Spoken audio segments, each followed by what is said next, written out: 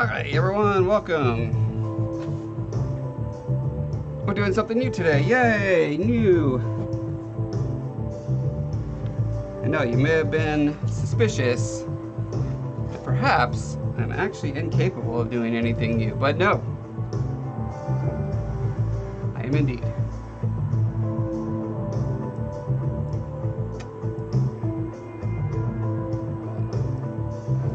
Okay. So, what is this new thing, you ask? I'll tell you. I'm making swords. Well, a sword and a dagger set. Because I just so happen to have these works in progress sitting around for literally 27 years. Does that sound right? Early, mid-90s. No, 17 years. No, wait. Wow. You know, time when you get old, it becomes absolutely meaningless. I just turned 47 yesterday, and I now officially have no sense of time. Everything that happened like after 2000 is, you know, a couple years ago. And before that is like, oh, my young adulthood or childhood. So here's what we got going on. This is plexiglass, and I'm trying to make these based on a from my novel series from Tales from Talifar.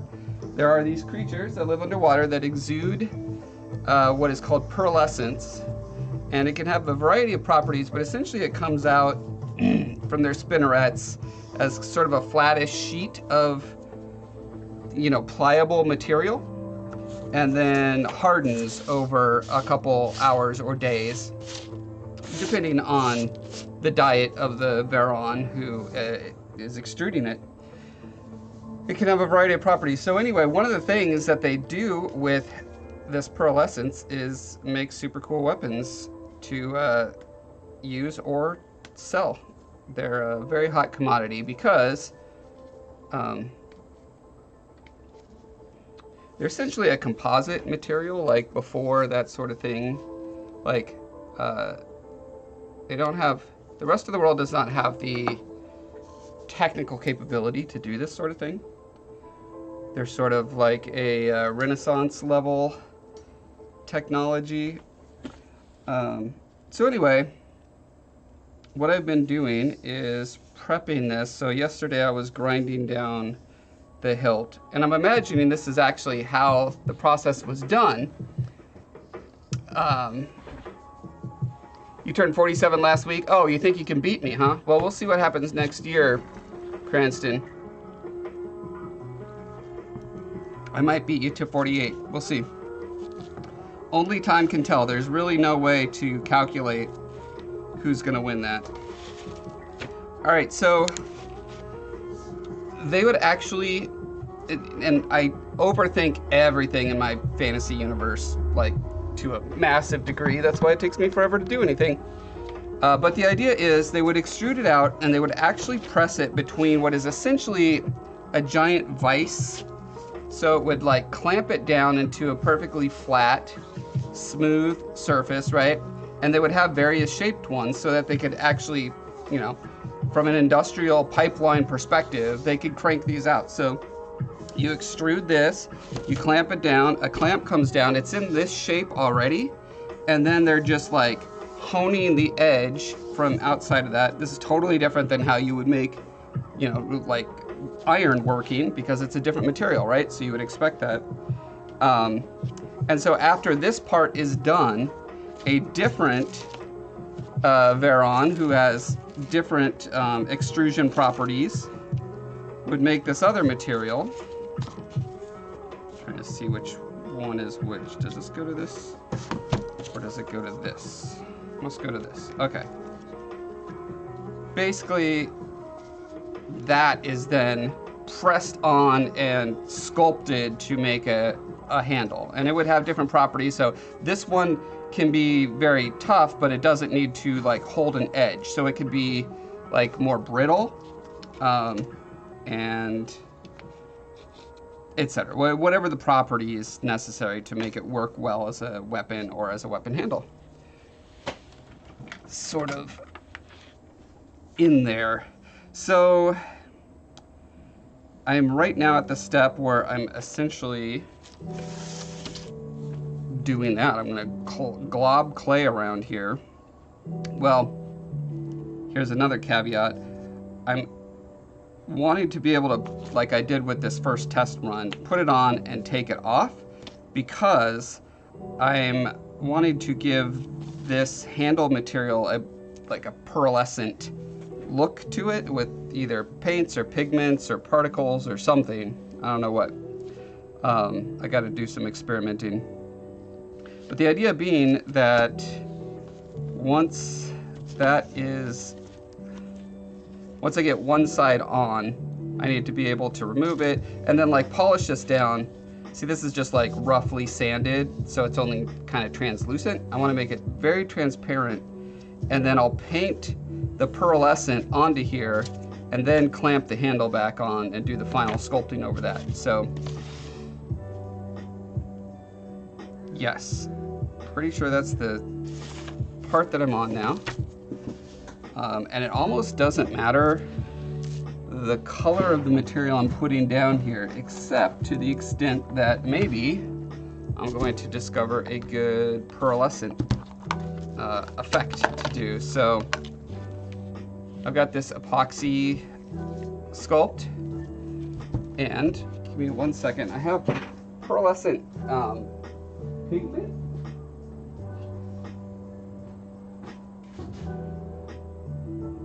Hopefully I didn't hide it from myself too well.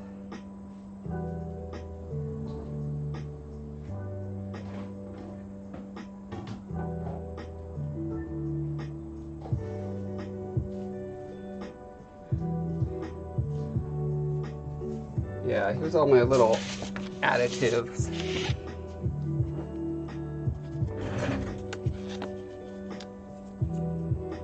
And yeah, this is the stuff I want. Silver bullet. Now, I'm not sure how much of this I can mix in. It's made to go in epoxy, like, you know, liquid epoxy, and then you pour it, and then it's got that sheen to it.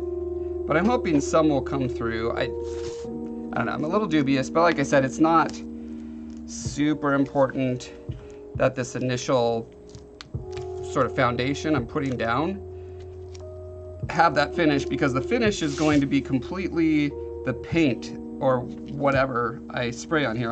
Who knows? I might dust it with this, and then, yeah, I just don't know yet.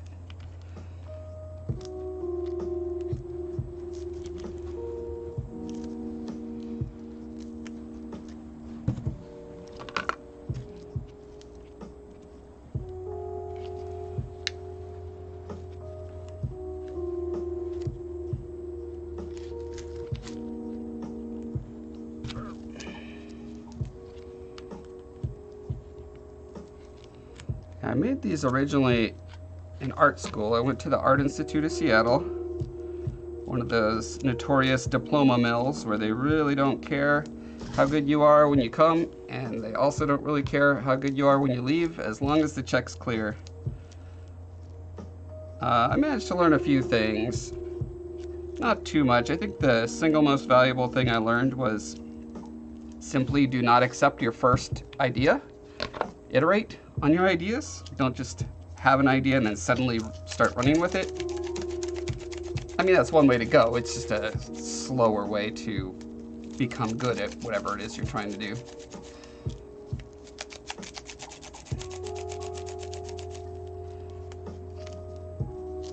I don't remember the original intent for these plexiglass sword shapes, but I was doing my final unpacking and organizing last week and ran across them again and thought to myself, you know what, this would make a pretty quick and fun YouTube video, so why not? Why not?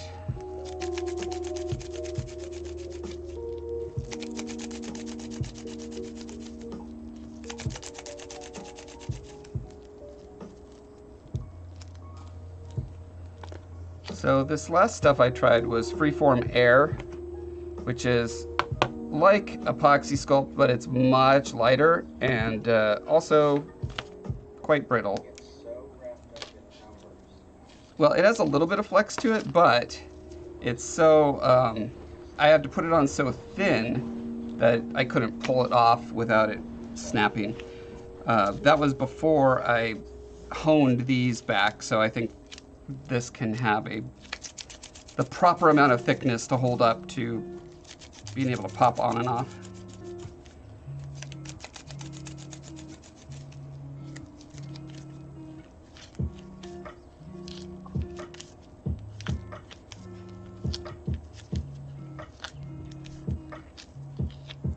Let's see what a little bit of powder in here. I'm guessing it's not going to do much because it might be more than I wanted.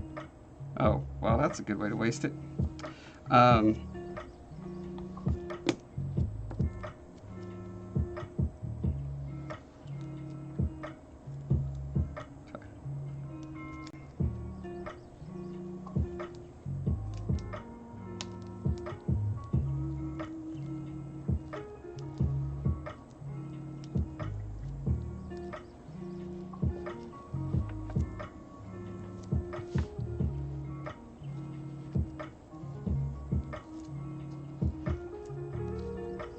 Stuff is as fine as talcum powder.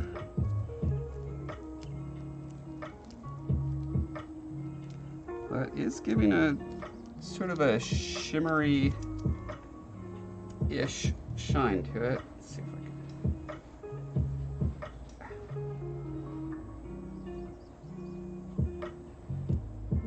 can you see the shimmer? Maybe if I find just the right angle. Nah, oh well.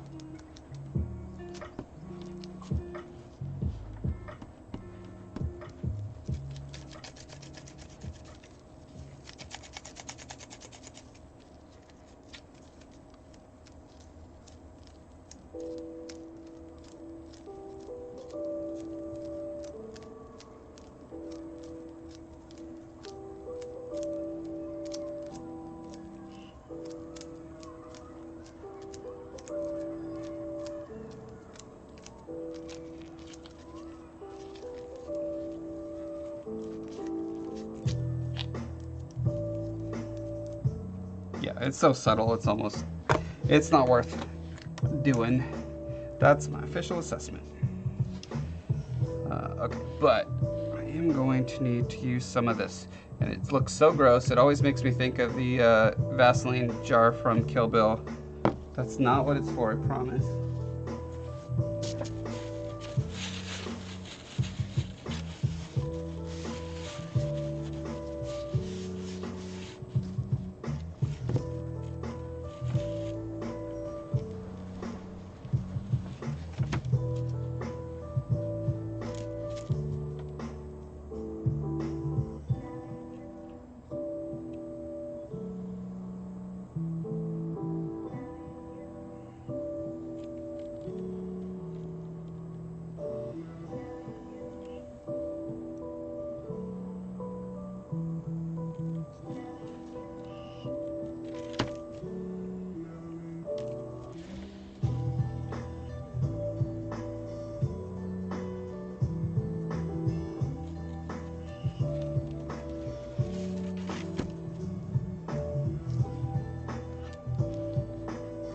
Find a more efficient way to do this.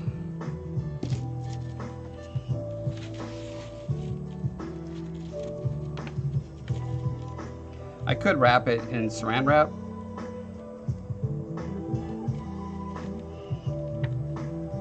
And that would probably work almost just as well. The downside to that is that it's can like shift around on you easier, and then you could have like it's just sort of ill-fitting in some places, which is very annoying.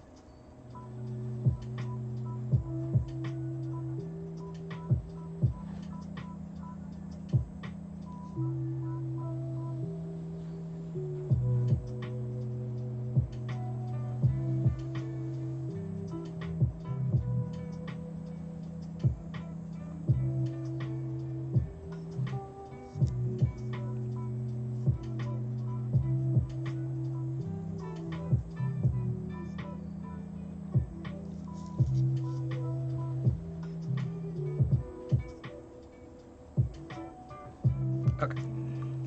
Good and lubed up.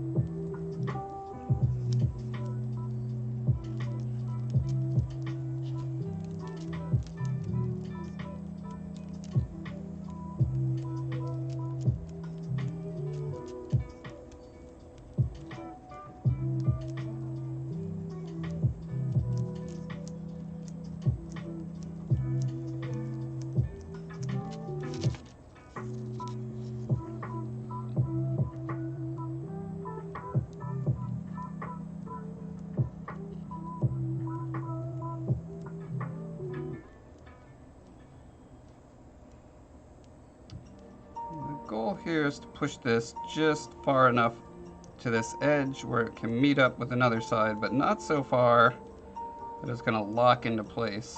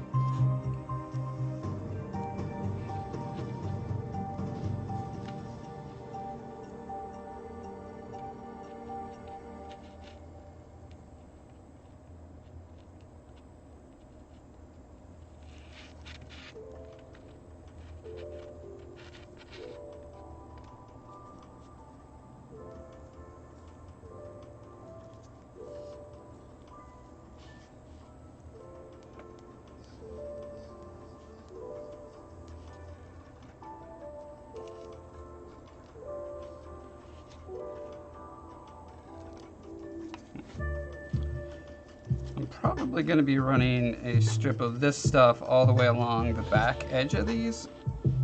I'm not totally married to that yet. I want to wait until I get the general like block in done to make that decision.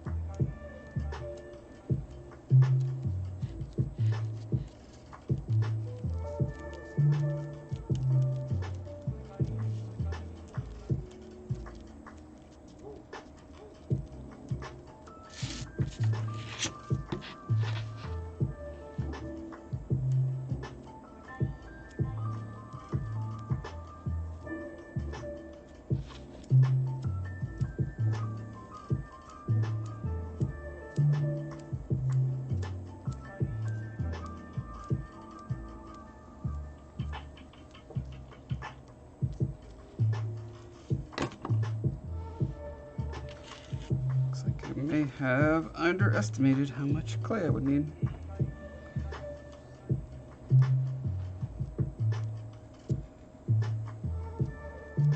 Which is a nice change of pace. I usually overestimate and then have a bunch left over and I'm kind of scrambling to figure out what to do with it so I don't waste it.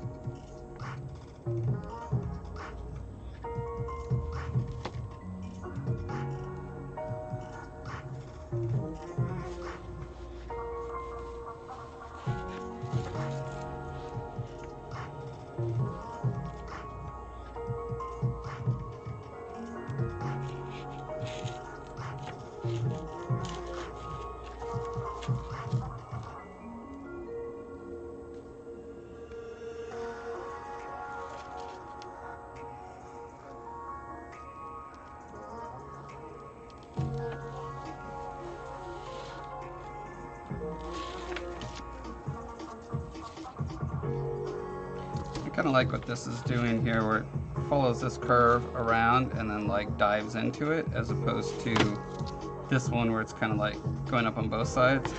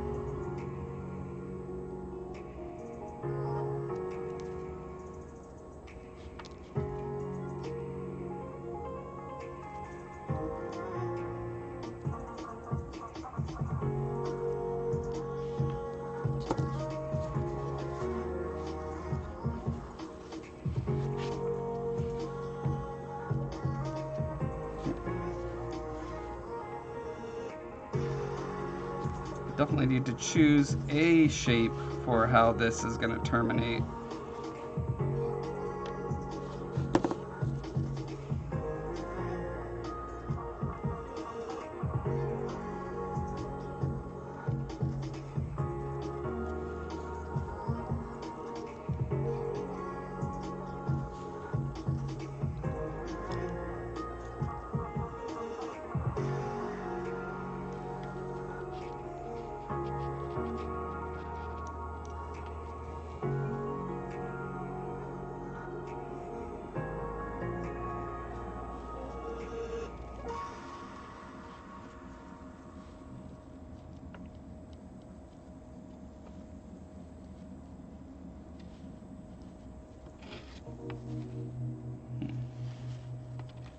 I think I prefer how this is doing it, where there's like one smooth line going across.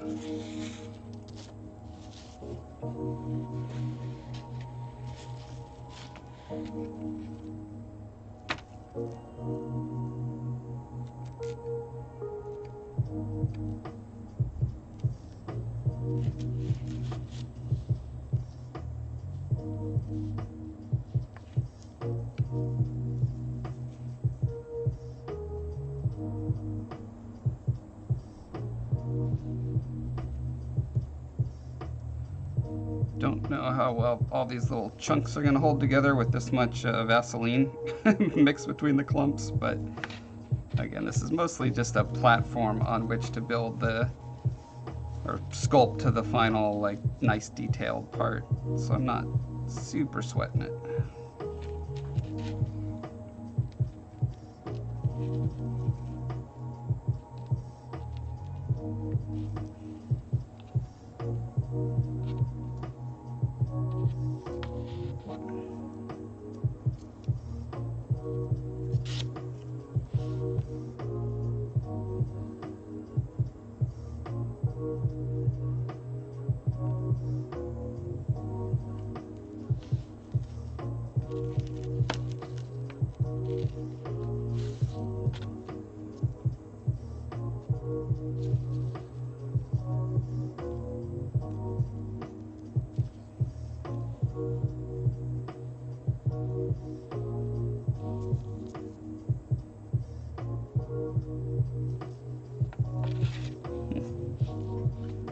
Making me think it might be interesting to go with sort of an organic. I mean, I already know it's going to be a pretty organically shaped sword, just given how it's made, with a bunch of like hand tentacles, finger tentacles, molding a soft material around a harder material. I don't really have a like final decision on like I know I want it to be oceany, you know, sea creature of some sort style to it, but I haven't really landed on a exact one I want to do.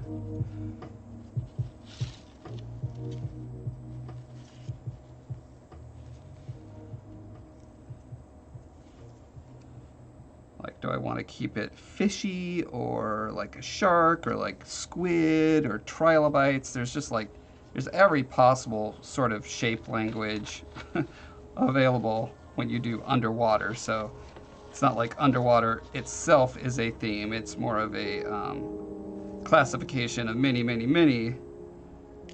visual motifs that could be applied.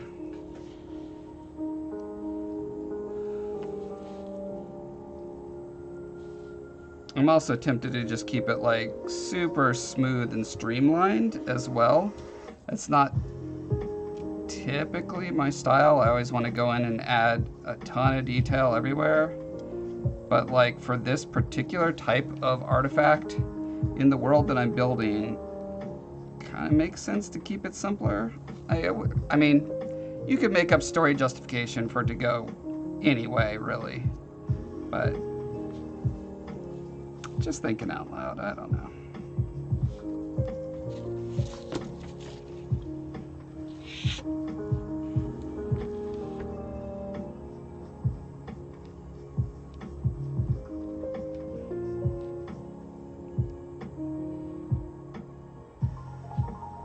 It already has the shape on the back that's kind of evocative of like a shark fin or maybe a crab claw. So that's two directions I can go. It's got these, you know, very spiny bits, which again could be fins, could be urchin claws, again crab or lobster claws. Overall, because it has such a sort of sweeping, you know, it's a scimitar, so it's got that sort of swoosh to it already. It feels like a streamlined type of animal, like a shark, as opposed to, say, a sea urchin or a sea star or sea anemone. Anemone, what a great word. Seems like probably the more cohesive approach.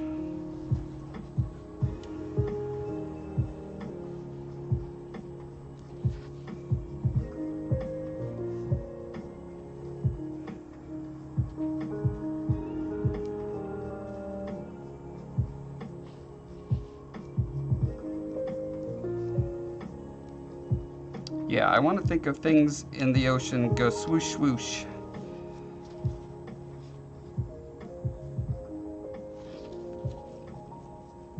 And that is making me think of things like dolphins, sharks, fishies.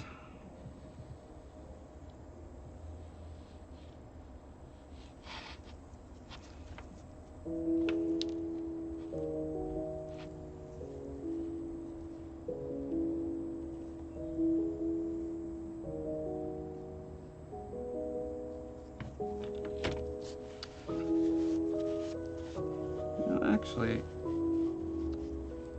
thinking it couldn't hurt to just play around with what a back edge could be like. That might inform my decision a little bit. Squid. Squid definitely goes swish swish a lot. Another thing this shape is kind of evocative to me is the way jellyfish tendrils sort of swirl and swish underneath them. But squid kind of, yeah, have that same thing going on too. It's almost as if dangly bits in the water just take a certain shape of the water. Hydrodynamics or something, I guess.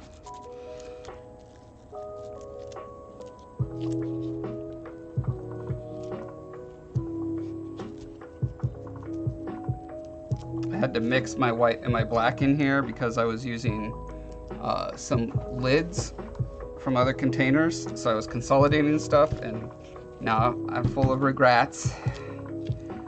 So many regrets.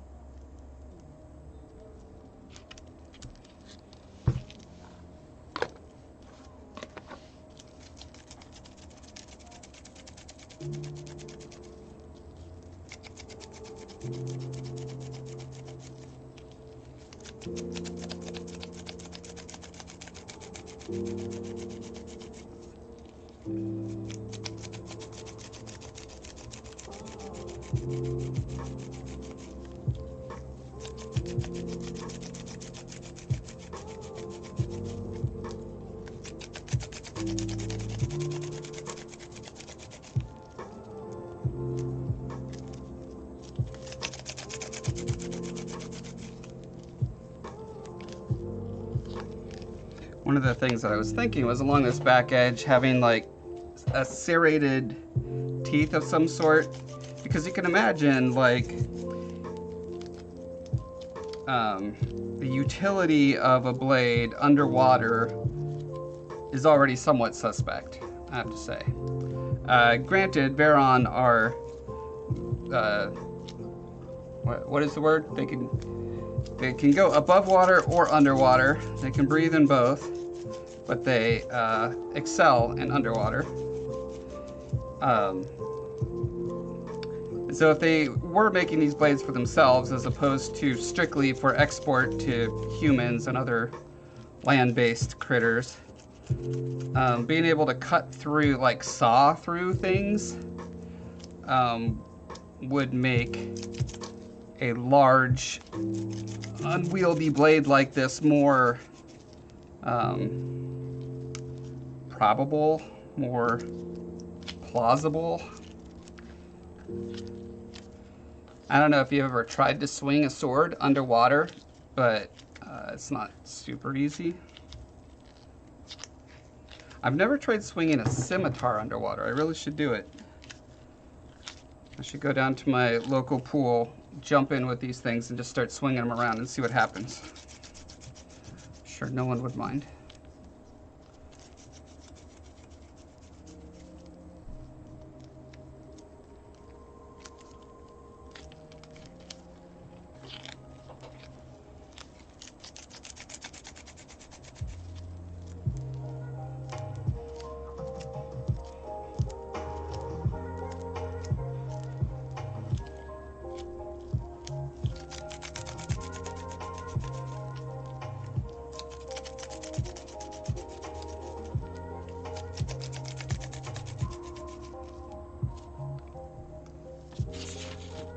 Try on this one first, since I can do it a lot quicker.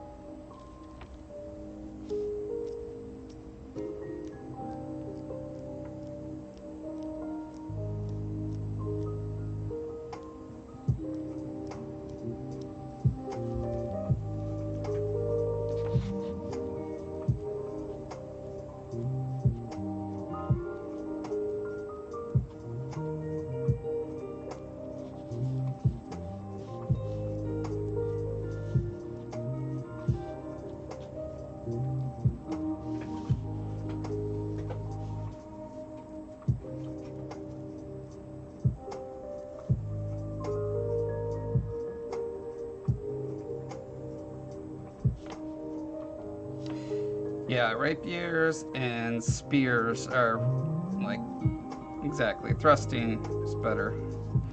My world, Tales from Telefar, actually does not have magic.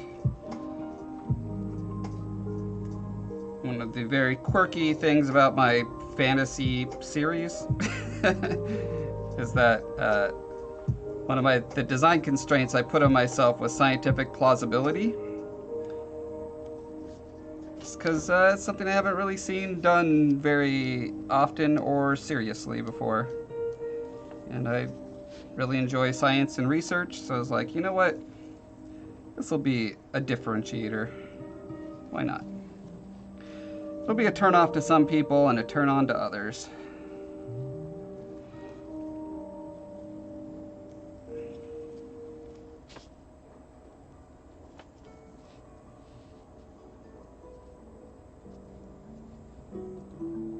Now, there are artifacts that people on Telefar call magic, but they're actually technological artifacts that have slipped through the net of the wardens, who are responsible for keeping technology at a fairly low setting to keep the various peoples of Telefar from destroying each other. Because the wardens are in charge of rehoming sentient species from planets that are going to basically extinct them soon. So their mandate is to find a planet that's as close as possible to the home planet and stick them there to preserve sentient life. But the difficulty is that there are only a finite number of planets that have whatever types of specifications that are required for said sentient life. So most of the wardens preserve planets. They're kind of like a game preserve, right? Most of their planets have to, the sentient species have to share, basically. And so in order to keep them from destroying each other while sharing a planet, the wardens institute a policy of keeping technology restrained. So they cannot develop electricity or gunpowder. However, there are certain, and so they have, high-tech satellites and stuff that monitor all this stuff. But there are things that slip through the cracks. And those very few things are magical artifacts on Telefar.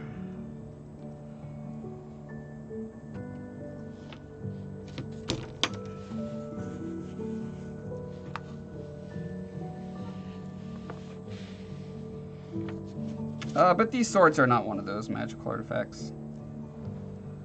These are all natural.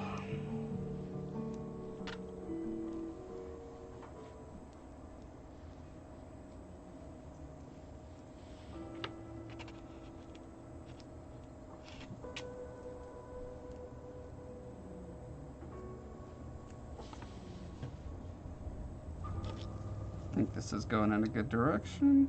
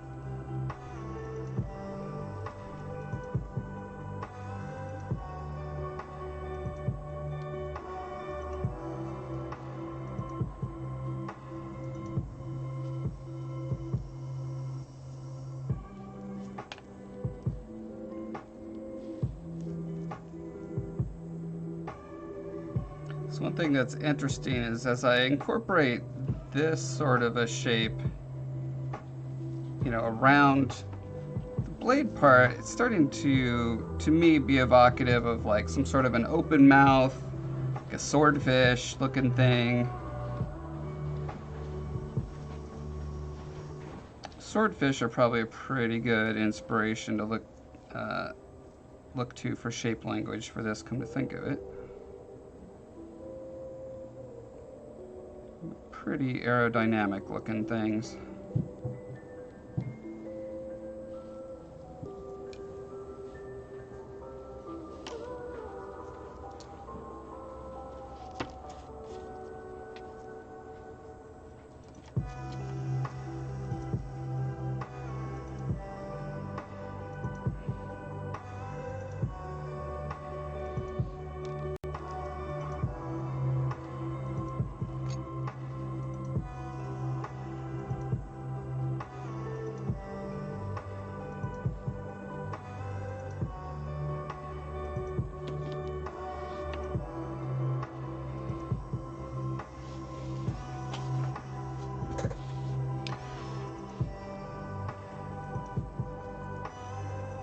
Hey, on me 85, how you doing?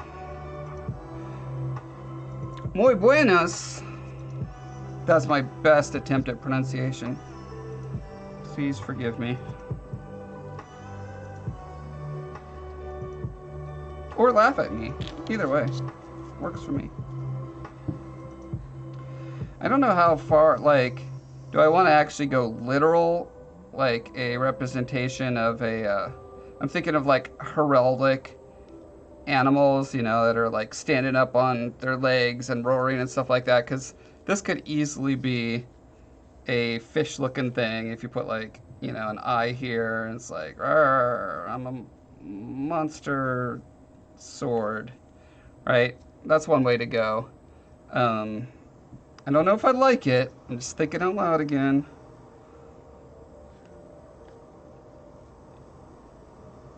I don't hate it. Oh, and actually that sparks a different idea, or no, expansion on that idea. What if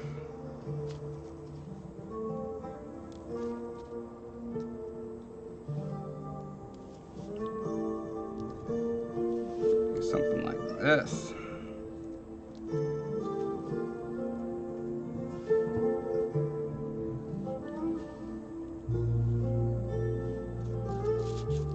And then you have like a cool repeated pattern going all the way down. That could be really interesting.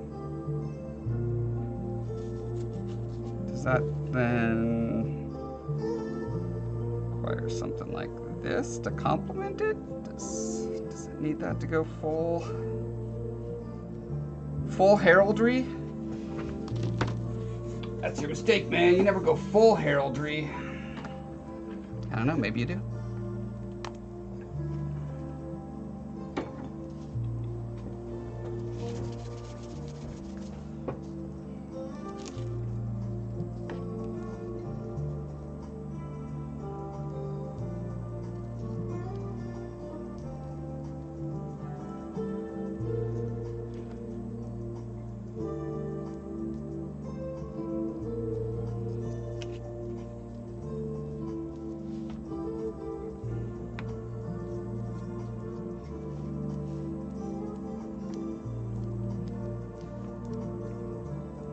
Kind of digging it.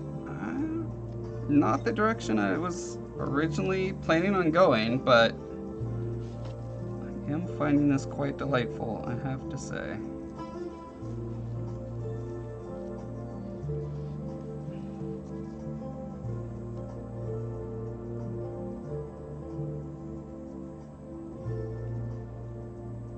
Could even do a little jewel for the eye. They could embed jewelry and baubles in this material while it's setting up, you know, pretty easy.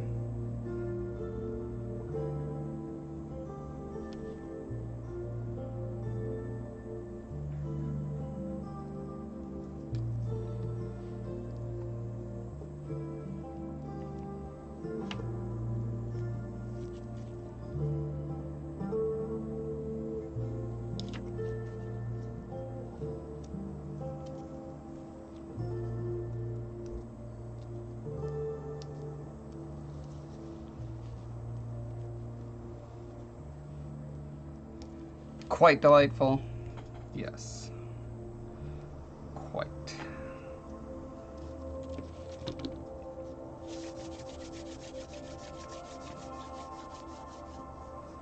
It's making me think if this is like a regular sort of element.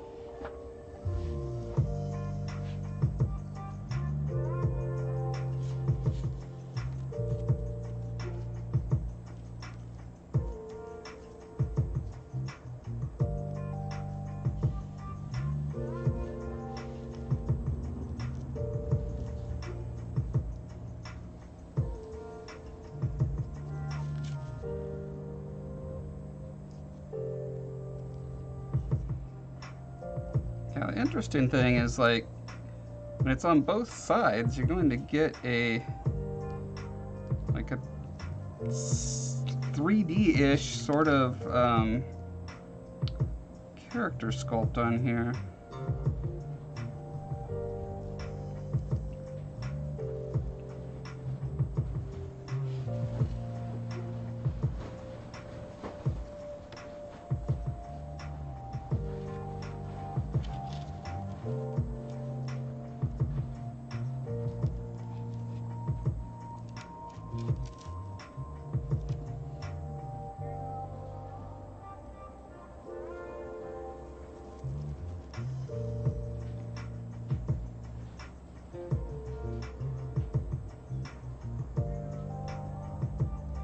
Then there's a question of if I am going representational with it rather than simply evocative, how far do I take the detailing? You know what I mean? Do I make it like hyper realistic? You know, do I make it look like that amount of detail? Because that's the kind that I enjoy sculpting that, right? But I also want to think of this through the lens of the people creating it, and they're not trying to make a sculpture of a fish or shark or whatever this thing is, right? They're trying to make a weapon that sort of channels the energy or the idea of this creature into it.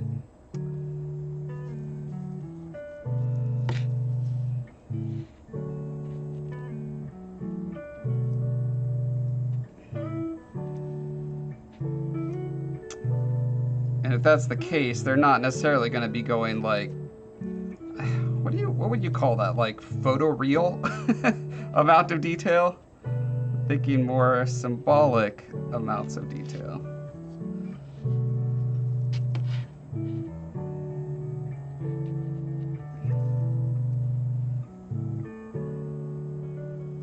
Well, either way, I'm pretty excited about this general direction for it. I was not thinking this half an hour ago, and it's always fun to just stumble across things that get you excited. Hey, Art of Mike Disney.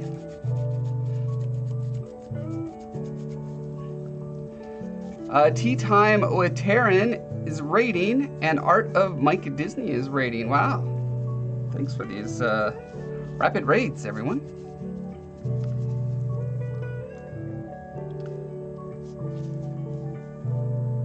So what I'm working on right now is I'm making these plexiglass weapons based on these characters in my world, which are underwater people who can I use people loosely. They're sentient creatures.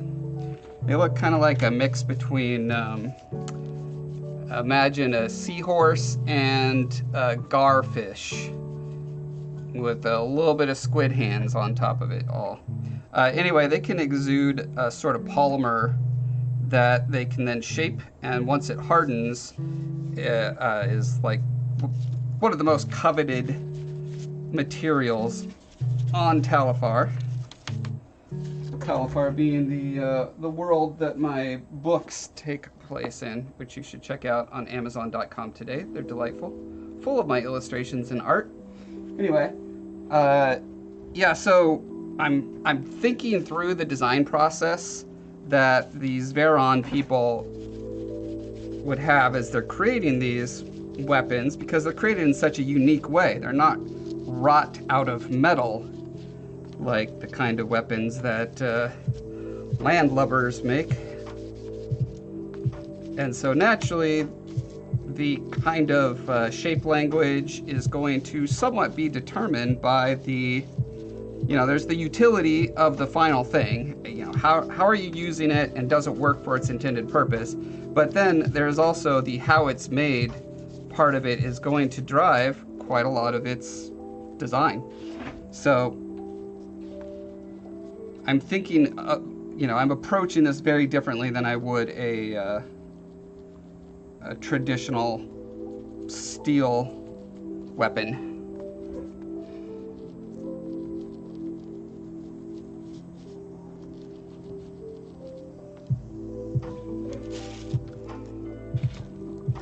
More Vaseline.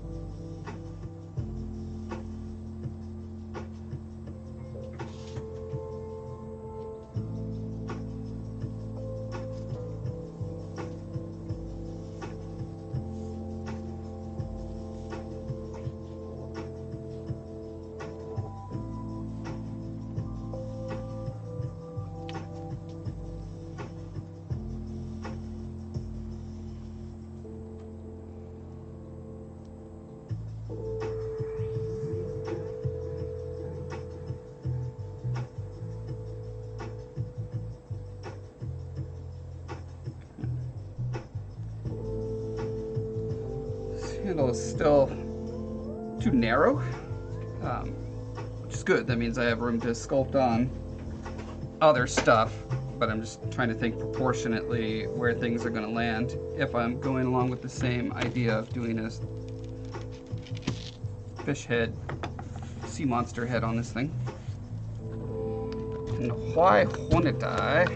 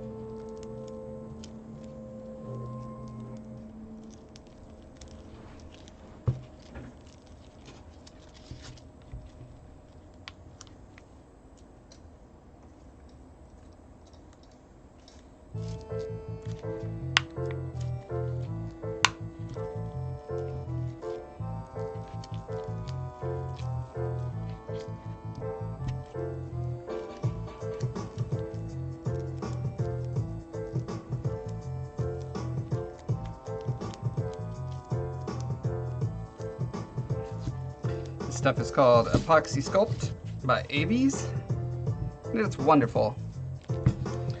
you want to see a tutorial on all sorts of different ways to use it, check out the Josh Foreman YouTube channel and do a search for epoxy. You should find it.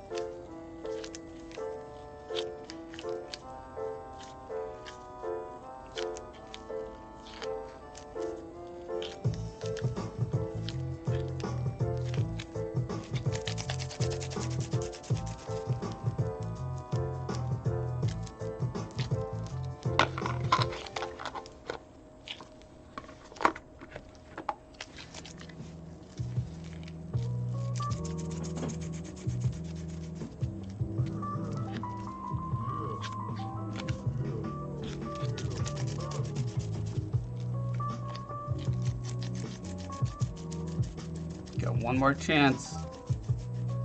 If I hear or yeah one more time, you're canceled.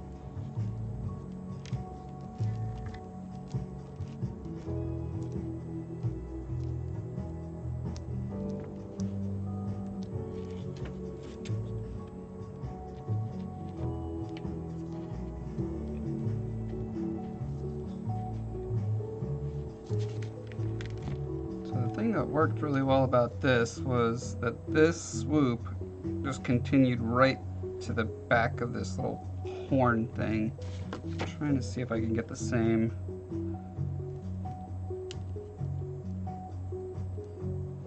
Sort of nice, I don't know, is it a proportion? Angle, line, curve?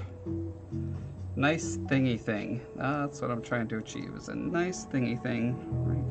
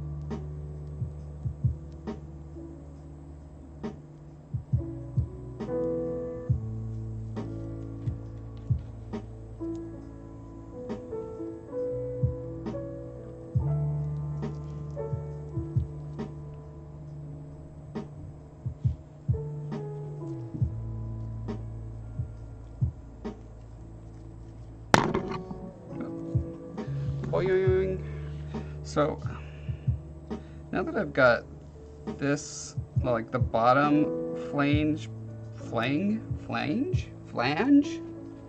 sounds more right, that thing covered, now it's making me think that in order to keep the flow, maybe I want it to cover the top thing instead of the bottom part of this fin, but I'm not convinced.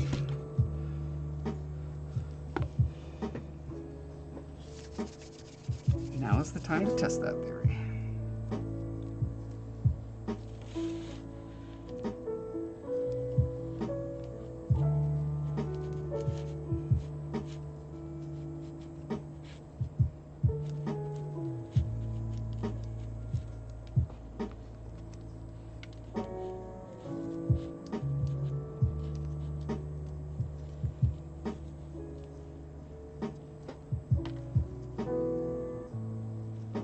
Then the question becomes, how do I get a nice flow line from here and up to there?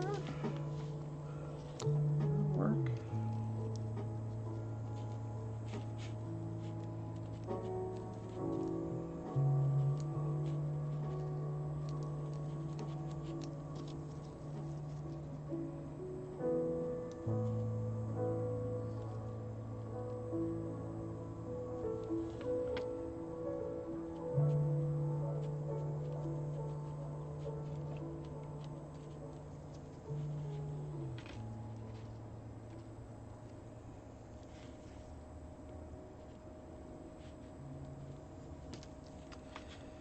Almost feels like it demands, like this arc is so, you know, important to the overall shape language that it feels like a betrayal to just kind of have it go like, never mind, I'm going up here. So what I'm thinking that might fix that is actually adding a little terminal nub, or rather a redirector nub Like so.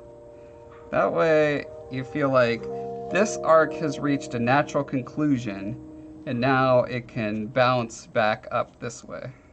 I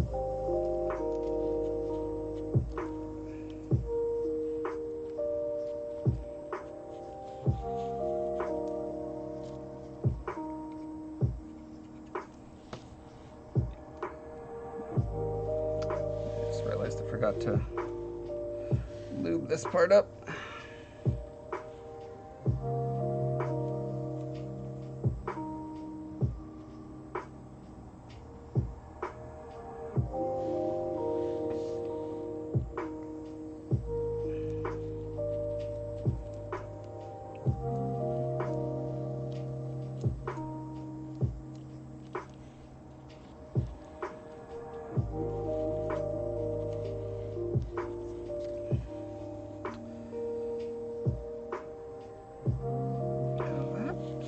Becomes an interesting echo of this shape.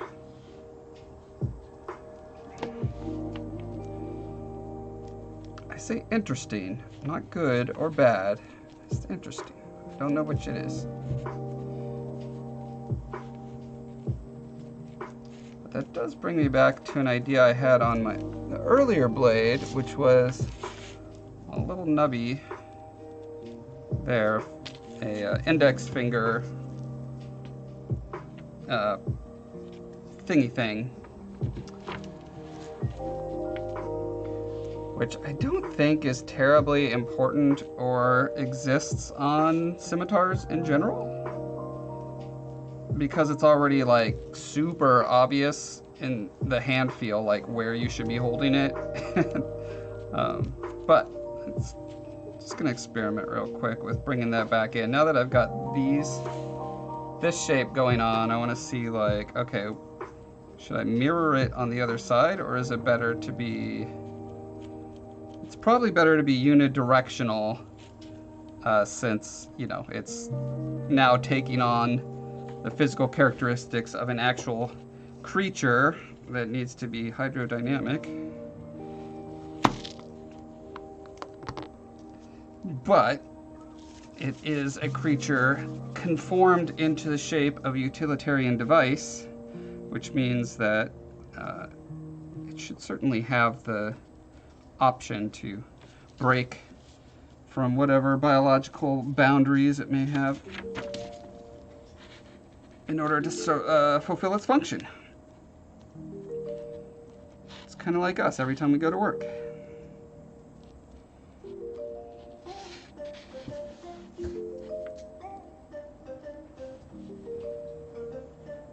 I say as an incredibly privileged person who actually loves my job.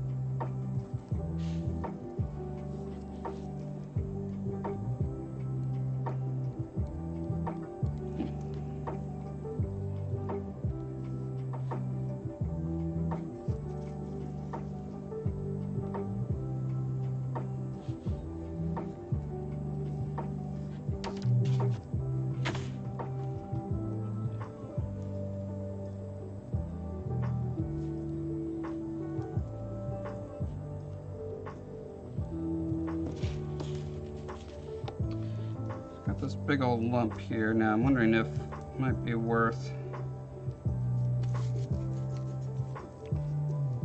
making some teeth out of it, so I just have them and I can stick them in as needed. Again, I don't want to forget this idea that maybe I want to do like a little serrated saw-like thing here.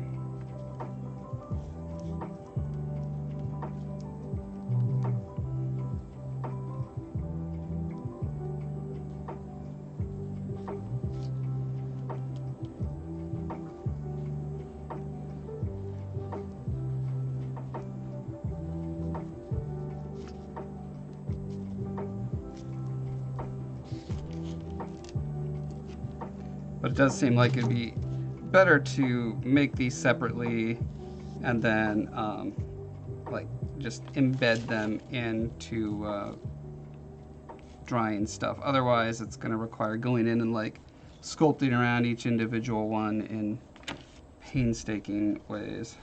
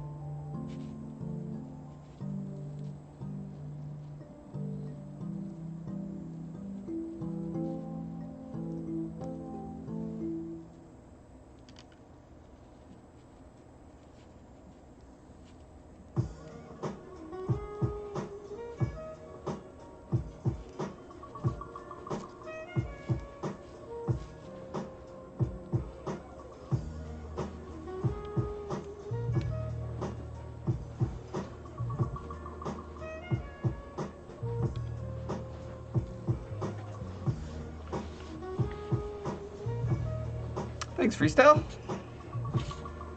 Yeah, I'm excited about him.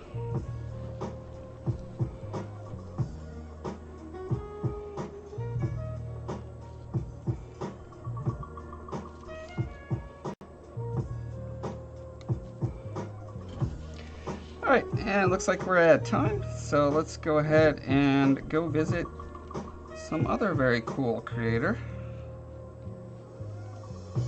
I'll leave you with one final admonition to please go check out my books.